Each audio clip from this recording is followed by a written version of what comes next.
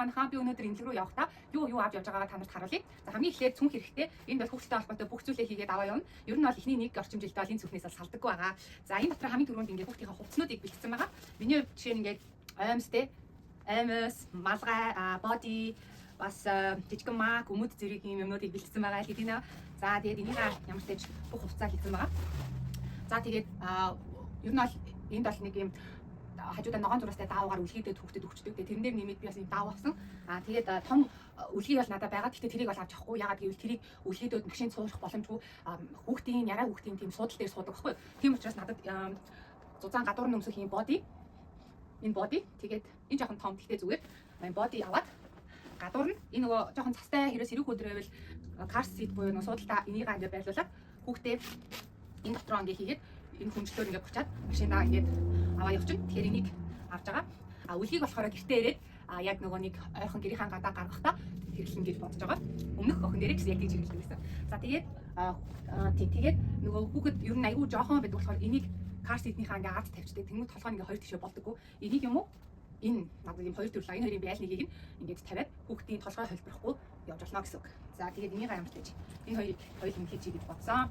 Энэ дээр нэмээд өгч ер нь бол эмнэлгүүд өгжийг ингээд хүүхдэд өгөөд өөрөө аваараа гэж хэлдэг. Гэхдээ яг би энэ үгдийг зүгээр хэрэгтэйж магадгүй авцیں۔ Ер нь бол эмнэлгээс өгж өгөх байх. За дараагийнх нь ийм өгчний сав байна.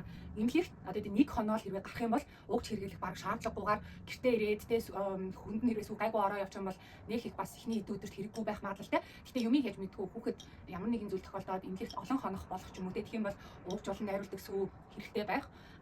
Бас тухайн хүний биеийн байдлаас сүү хурдан ч ордог хүн байна, удаан ч ингэ ордог хүн байдаг учраас ямар ч тач өгчийг бол би авсан байгаа. Тэгээ энэ дээр нэмээд энэ гар салдуур байгаа. Энийг авч явна. За энэ маань болохоор яадаг гэхээр ингээд гараараа юм памп буюу сорчдөг. Тэнгүүд нэг хүүхдээ ингээд хүүлж явахдаа энийг ингээд гараараасаа нөгөө талаа ингээд сохин бол нөгөө нэг ангир уургаа дэмий урсгаж алдахгүй энэ дотор аваад энэ дотор сүүгээ энэ өгчнаа хийгээд бас найруулж болно. Энээс арай жижигхэн өгч энэ дотор байдаг надаа. Тэгэхээр би бол эхний өдөртөө энийг биш энийг хэрэглэх байх гэж бодож байна. Гэтэ ямар ч тач аль алийг аваад явна. За тэгээд энэ дээр нэмж хэлэхцүүлэх юм бол түрүү шууд ингээд хүүхэн эмзэг бүх биеийн эмзэг байгаа дээр сүхний салдуурыг шууд хэрэглэхээр ингээд юу яадаг хүүхэн ингээд өвддөг. Энийг гараараа ингээд хэрэглэхээр айгүй зөөлөн тэгээ өөрөө ингээд хүчээ тохируулдаг болохоор ялангуяа эхний хэдэн өдөрт бол энэ айгүй зүгээр таалагддаг. Сүүлд рүүгээ яадаг гэхээр одоо нэг хөхөө ингээд хөвүүлж хахад нөгөө талын хөхнөөс сүү ингээд гарна шүү дээ. Тэнгүүд энийг бол тосоо барьчдаг ч юм уу ингээд саажиж бас болно. Тэгэхээр ер нь ийм силикон материалтай ийм салдуураар бас үнэхээр хэрэг болдог шүү. За ингээд хүүхдээ юм боллоо.